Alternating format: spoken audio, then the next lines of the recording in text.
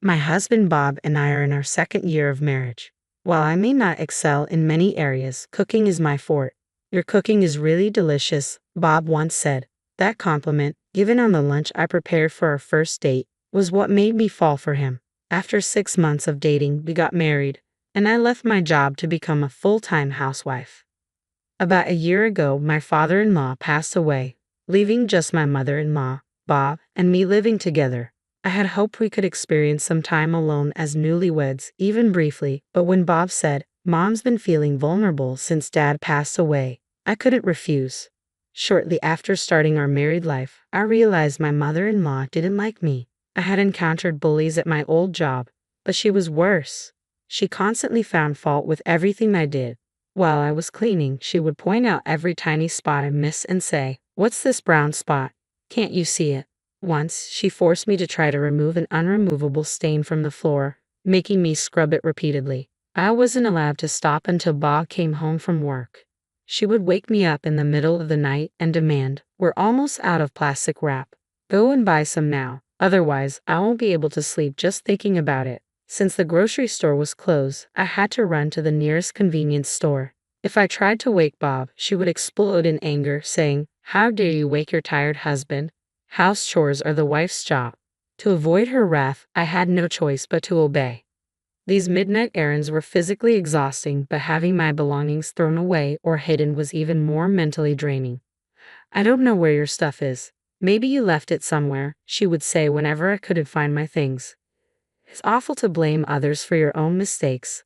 I can never forget how shocked I was when I found my favorite cardigan in the trash can a few days later. When I told Bob what happened, he just sighed heavily.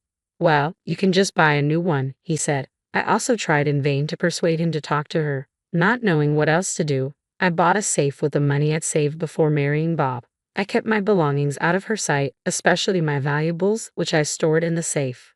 It's crazy to distrust your own family like you do. I'd like to see the face of the person who raised you. Her harsh tone intensified, and every time she opened her mouth, I had to brace myself for the inevitable verbal attack. She criticized every meal I cooked, saying, "Too bland," or "No taste at all." When I tried to make the dishes more flavorful, she complained they were too spicy. I began to doubt my cooking skills and couldn't help asking my husband for his opinion on the taste. "Mom has very strong food preferences. I think it's delicious," he said. Cooking, once a joy, became a chore. After a year of enduring my mother-in-law's bullying, I had an epiphany. Staying home all the time was the problem. Realizing this, I decided to start working part-time. I had quit my job to be a housewife as Bob requested when we got married, but if staying at home was this painful, I wouldn't have left it so easily. Despite a slight gap in my career, I was valued for my quick learning skills at my part-time job, and it simply felt good to be praised again. However, as I spent less time at home, my mother-in-law began to focus her harassment during breakfast and dinner times. She used to eat despite her complaints, but started leaving most of the food untouched, barely taking a bite before leaving the table. I lost count of the times she accidentally knocked over her soup bowl. When I swallowed my pride and asked her what was wrong with the meal, she'd laugh and say, "You think asking will solve everything, don't you? Why don't you try thinking for yourself?" I was left alone to clean up her leftovers at the dinner table. One day, my mother-in-law really crossed the line. While we were having dinner, she suddenly stood up, took her plate in her hand, and headed to the kitchen. As I looked up in surprise, our eyes met, and she smirked. "What?" By the time I realized what was happening, she had already thrown the meal I made into the trash can. "This is such an awful-looking meal. Even dog food would look better than this," she scoffed. I looked at Bob in disbelief, but he just ignored me and continued eating. I couldn't believe what I was seeing, so I rushed to the trash can. I opened its lid and stared at the ruined food. "This is terrible." I turned around to see Bob, but he wouldn't even look at me. She probably wasn't feeling well. He dismissed his mother's actions. How could she throw the food away right in front of the person who made it? I asked, growing more upset. Bob scratched his head in annoyance and said, "Look, I have work tomorrow. Unlike you with your part-time job, I'm a full-time employee working hard from morning to night. What's wrong with doing a part-time job? I work, cook at home, and then have my cooking thrown away by your mother." My voice broke with emotion, and he sighed deeply. "Lisa, you're becoming a nag. Mom's probably irritated by your nagging too, you know. And if it's that bad, Then you shouldn't be cooking anymore. After saying that, Bob walked into his bedroom, leaving me staring at his back in disbelief. At that moment, I finally realized he didn't care about me at all. Something inside of me just snapped. The next day, I prepared breakfast as usual and let both Bob and my mother-in-law know it was ready. Bob sat down to eat, but my mother-in-law grabbed her plate and said, "Not even a dog would eat this in the morning," then threw her breakfast in the trash can. Without a word, I stood up and took away the breakfast I prepared for Bob. "What?" he said, looking bewildered. "I will have it." I quickly sat down and started eating his breakfast, ignoring my mother-in-law's actions and Bob's growing frustration. "Hey, why are you eating my breakfast? What are you doing?" they both exclaimed. I looked at them innocently and replied, "Well, since your mother said a dog wouldn't even eat this, you shouldn't be eating it either. I'll take responsibility for what I made and eat it myself." "No, I didn't say that." "But you didn't deny what your mother said, did you?" Bob opened his mouth but seemed unable to find anything to say. "Lisa, stop talking nonsense and make Bob's breakfast," my mother-in-law snapped. I looked straight at her with a smile. "I'm very sorry that I have been serving you the sort of food that a dog wouldn't even eat. Don't worry, I won't cook for you ever again." I grabbed my knife and fork, finished eating breakfast, and stood up. Bob said, "Wait, Lisa, what about my breakfast?" "Eat whatever you like," I replied, then left the house quickly. I usually return home around 5 p.m., but that day I had a few errands to run after work, so by the time I got home it was already past 8 p.m. "Oh, you're very late. We've been waiting for you." "Really, where on earth have you been?" Bob and my mother-in-law complained, looking very hungry. "Oh, haven't you two eaten yet?" "I already had my dinner." My mother-in-law's face turned red with surprise and anger. "How dare you eat alone?" "Well, I did say I wouldn't cook for you anymore. Or were you looking forward to my terrible cooking?" "How dare you talk back to me like that?" she shouted, slamming the table in frustration. But then she quickly regained her composure and came up with what she thought was a brilliant idea. "If you're not cooking, then return the food money. Bob has been paying for all the living expenses, so you should pay him back every penny you spend on your food." I couldn't help but laugh at her confident declaration. "What's so funny?" she demanded. "Since I started working part-time, I've been paying not just for food but all living expenses." It was Bob's suggestion. I turned to him. "Mom isn't happy about your working, but if you pay the living expenses, it might calm her down," he had said to me.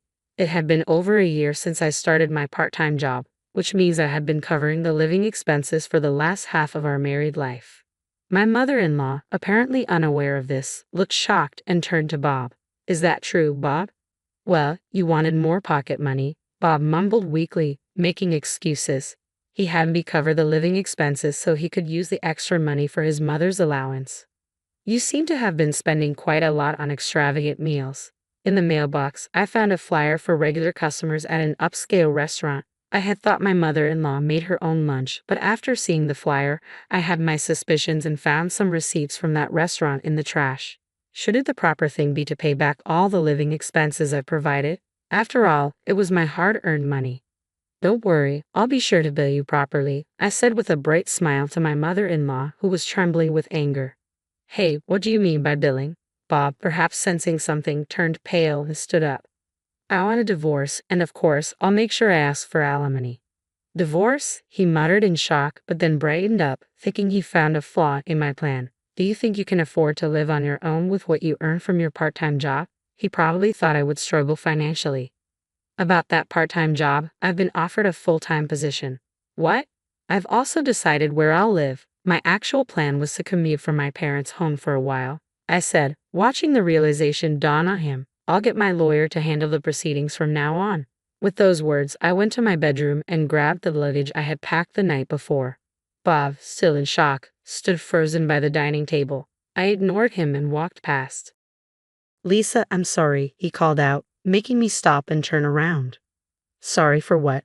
What do you mean?" I asked, exasperated. "It was hard to take sides between you and Mom. I never said anything bad about your cooking, did I?" he replied. He doesn't understand anything at all. In the end, I truly realized I had been blind. It's not about taking sides. You chose to say nothing when the food was being thrown away and when I was being harassed by your mother over and over. Despite my pleas, you never helped me. Your playing the victim doesn't change the fact that you hurt me. I reproved him. Bob started crying bitterly. Seeing the gravity of his sorrow, I quickly glanced at the pathetic man and headed toward the front door. As I reached for the door, my mother-in-law called out to stop me. I never intended for things to get this bad. I was amazed at how oblivious she was to the severity of her actions. I've looked after you all this time, and it's disappointing that the last thing I hear from you is such an excuse-like response. From now on, you won't have to worry about being caught for spending a lot of money on delicious meals. My mother-in-law stood frozen, her eyes wide open as if her breath had stopped. I returned to my parents' house where they warmly welcomed me, already aware of my situation. According to my lawyer, everyone in the neighborhood knew my mother-in-law was incapable of household chores. Apparently, my father-in-law had managed the housework when he was still alive. After his passing, Bob, now my ex-husband, and his mother lived on takeout and eating out. To them, I was a convenient housekeeper to exploit. The news about our divorce quickly spread throughout the town. Eventually, it reached Bob's bosses and colleagues, causing him considerable embarrassment. Bob and his mother are now in financial trouble, having hardly saved any money and squandering it all. They are panicking over the alimony they owe me. Now that everybody knows about their mistreatment of me, finding a new housekeeper has become impossible. They can't even afford the kind of meals they used to have. Bob, unrelenting, kept texting and asking if we could get back together. I also received messages from my mother-in-law filled with excuses, but they were repetitive and uninteresting, so I stopped reading them. Now, I enjoy cooking for my family, making sweets and baking cakes on weekends. I often share my creations with my colleagues. Surrounded by those who appreciate my cooking, I believe this will help restore my confidence. With this new hope, my heart swells with anticipation.